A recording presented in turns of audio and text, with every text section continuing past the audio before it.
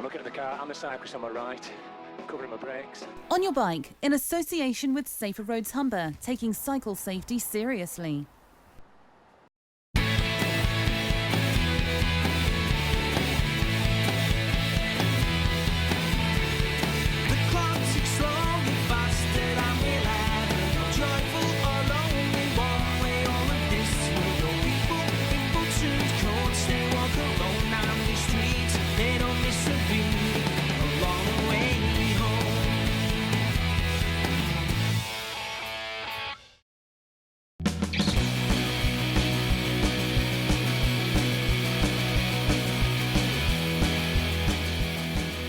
Today we're visiting the historic city of Kingston upon Hull, with lots of dedicated cycle routes to follow for the leisure and professional cyclists, keeping them safe.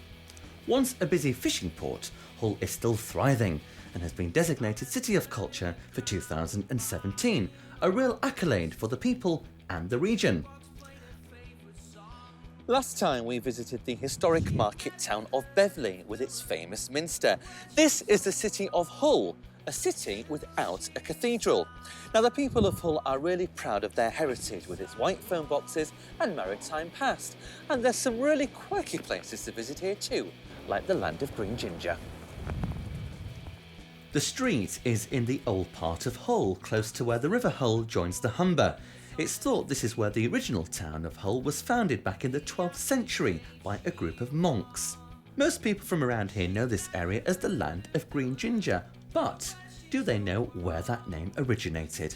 Martin Taylor from the Hull History Centre, who's here to explain more about this unique area. Martin, an intriguing name. Where does it come from? The honest answer is we don't know.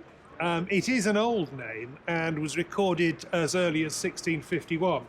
A number of ideas have been put forward, of which the most likely is that here or hereabouts there was a garden in which ginger was grown as a garden crop, as a produce. How exotic. There were a lot of gardens within the city walls, within what is now the Old Town, up until the 18th century. And so, given that it would have been sheltered and well manured with animal and human waste at that period, you probably got quite a nice crop. But although that's the most straightforward reason, it's by no means the only one that's been put forward.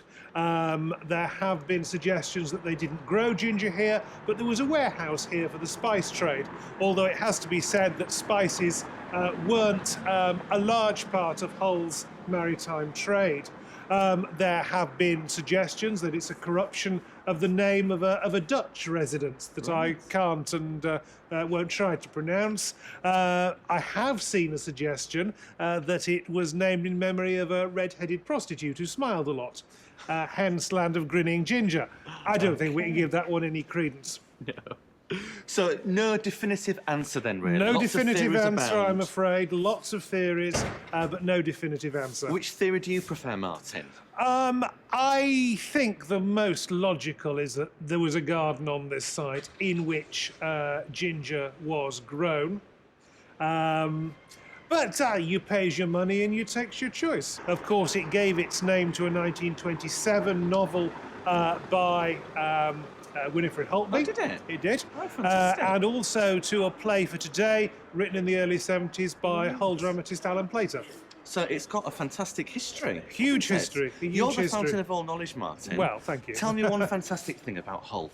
I think the most fantastic thing about Hull for me is that it does have such a great history, and with only the slightest bit of digging, you get to unearth the treasures. We here at the History Centre, of course, preserve and make accessible a great deal of the written heritage of the city. We're very fortunate to have such great museums in the city, of course. And those will continue to thrive as we redevelop towards City of Culture status in 2017. Very exciting time for the city. It is a hugely exciting time for the city, And yes. one fantastic thing about cycling, Martin. Are you a cyclist yourself, a keen cyclist? No, I am not. As for me, the most fantastic thing about cycling is I don't have to do it. Indeed. Well, I do, I'm afraid.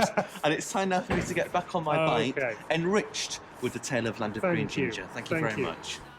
The pub we are now outside of, the George Hotel, is one of Hull's most historic alehouses, dating back to 1683.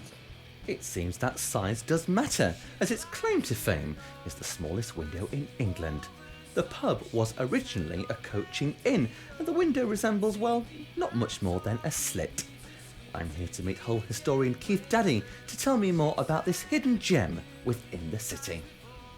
Keith, got me a glass of Coke? Afternoon. Afternoon. Very nice to meet you, Logan. Very nice to meet you. Welcome to the George Hotel. Thank you for inviting me along. Cheers. My pleasure indeed. Cheers, my Cheers. friend. Thank you. England's smallest window, a small window with a big history. Tell me about The it. pub itself has got a marvellous history. It's one of the oldest public houses in the old town of Hull. What you see internally at the moment, and from the outside as well, is basically a remnant, an 18th century remnant, Wow. a much larger, older coach in it. The original coach inn actually fronted onto Whiteford itself, literally about a minute from where we are now. For those people who actually know Hull and Whiteford itself, it's more or less where the YMCA building is and Superdrug is now. Okay. Next time, pass down Whiteford, look above, beautiful Art Deco building there. And that was the original site of the George Hotel. Big 4-storey building, take accommodation of about 40 odd people in there. This was sort of the vault, tap room, the public house The public house. attached to it basically. Okay. This went down, the original hotel went down in 1935, and this is the only remnant of that. The original building. The original building, yeah. Okay. And the small window, what was the actual purpose of that window, Keith? The story behind that? Well, to get to the original George Hotel, the Whiteford building, Uh-huh. you had to enter through the stables. The stable entrance is literally right behind you at the moment. Long stable entrance, absolutely to the back of the original building. So this is stable entrance. To get into the stables during the night time and during hours in the morning, these doors will be shut. Right. So a poor chap had to sit in this tiny little room there, stare through the window. Anyone access to the pub, to the stabling, bang on the door. Hear the bang on the door, through the window, see it wasn't inside. They look busy, okay, what's these rogues, vagabonds, opens up the doors, on access to the inn and to the stables. Now, in terms of this pub itself, is this still a popular haunt within Hull? Is it still popular? Because obviously, in the past few years, the pub trade has seen a dramatic decline. Like a lot of pubs, yes, they've experienced difficulties, particularly stately pubs, but local pubs in the old town, I think specifically, do well. Good. The reason they do well is, one is the people there, potential landlords, the staff, and our friends who come along to meet us. And is that because it's got the history as well? And also because it's an old building, Yes. it'll have lots and lots of history behind it. Uh-huh. And if I'm there, people ask me, I'm happy to tell them a little about the history, how much they're adding to that history in the present as people did in the past. Now, you're a local historian and you offer guided walks around the city of Hull. Absolutely. So my next question to you is, tell me one fantastic thing about Hull. So in the past, I'll say into the future, the best thing about City of Hull are the people. Hull people, absolutely marvellous. I and my colleagues take out a number of visitors into Hull, and it's constant what they say about them. Completely different from people that say down south, for example. People are really are no overtly friendly. People will come and take you there and sort of point in one direction. Very open people as well, very creative people. That's why we've got the City of Culture. People think progressively a lot more in Hull, I think. Do you think that's an inherent thing with Hull people? I think it's generic within Hull people. It's very specific to them. And again, I've got this from many people. For example, we finish out in a public house. Local people start chatting away. So, well, where do you come from? You've been here before. And they add their own bits of history. I used to come here at this age and this. So they're adding to people's knowledge, experience, and hopefully great time in Hull. Well, me and you are going to go on a mini pub crawl because there's another pub I would like to discover, and you're the man to tell me all about it. The Ye Old White Hart, Ah, the Old White Hart, which I believe claims to be the most historic pub in East Yorkshire. It's certainly one of the biggest in East Yorkshire, and it's the oldest public house in the old town. The Ye Old White Hart is also located in Hull's historic Old Town. The treacly black wood and rickety walls have remained relatively untouched for hundreds of years. It's one of those places visitors to Hull have to see. very, very important place. And when I take visitors around here, they're astonished when you just push up the door there, have a look inside and see this enormous wealth in the building. It's like a hidden gem almost. Absolutely, itself, yeah, it? yeah. Because you wouldn't think, you know, walking down the streets to get to this pub, it would open such a beautiful building. Local people not aware where it is. We're coming from the alleyway at Silver Street here, passes all the way through to Bowline Lane on the far side.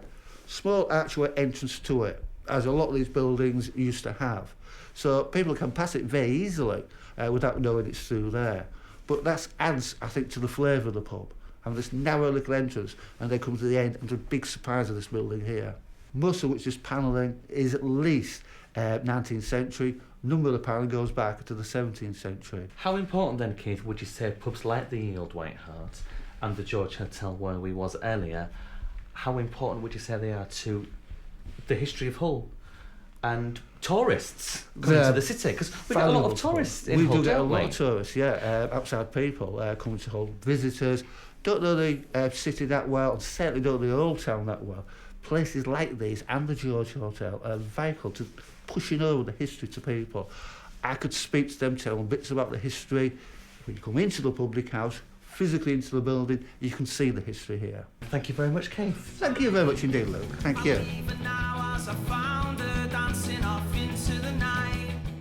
Join me in part 2, where I'll be using the cycle paths of Hull to visit the Street Life Museum of Transport, learning about Hull's important maritime past aboard the Spurn lightship, and visiting a cycle scheme aimed at encouraging the disabled to get on their bike.